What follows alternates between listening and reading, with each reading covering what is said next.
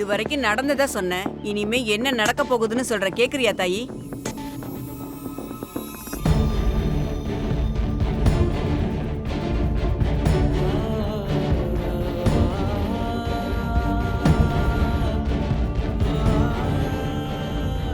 ரொம்ப நேரமா அவ கைய பாத்துட்டு இருக்கீங்க. அப்படி என்ன அவ கையில போட்டிருக்கு? இருமா, இது சாதாரண ரேகை இல்ல.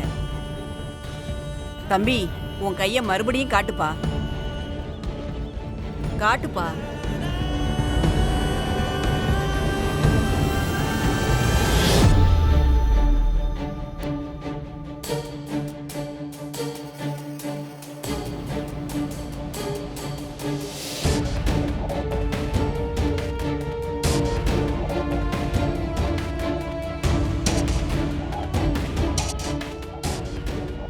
அட என்னன்னு சொல்லாமா?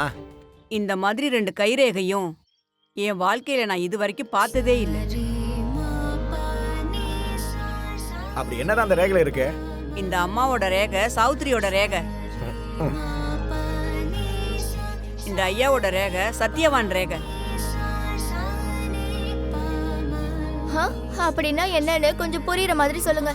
அன்னைக்கு யமங்கிட்ட போராடி தான் புருஷன் உயிரை மீட்டு கொண்டு வந்தாலே சாவித்திரி, அவளோட ரேகமா இந்த பொண்ணோடது.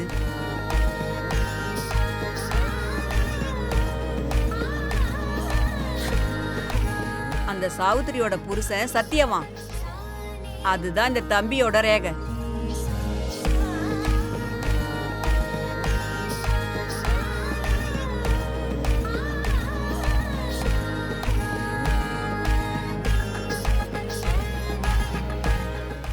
நீ உன் கட்டின உன் புருஷனை எந்த யமனா இருந்தாலும், எவ்வளவு பெரிய ஆபத்தா இருந்தாலும் சண்டை போட்டு போராடி உன் புருஷனை கூட்டிட்டு போயிடுவ தாயி.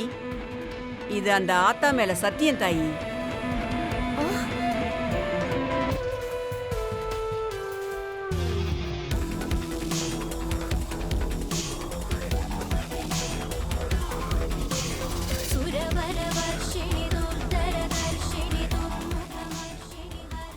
அம்மா, பணம் வாங்காம போறீங்க?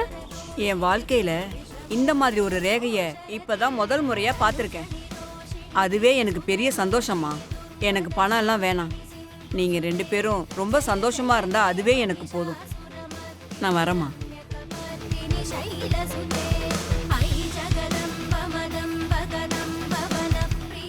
அக்கா, கேட்டிங்களா?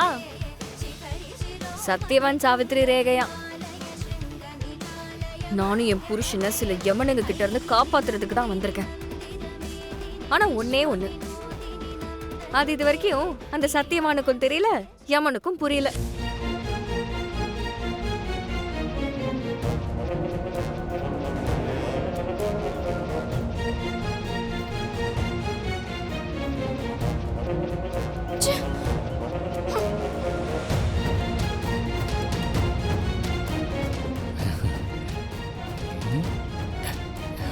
சத்யவான் சாவித்ரி. இவனை பாரு. சத்யவான் இந்த சாவித்ரி. உண்மையிலேயே நீங்க சத்தியவான் சாவித்ரி தான்.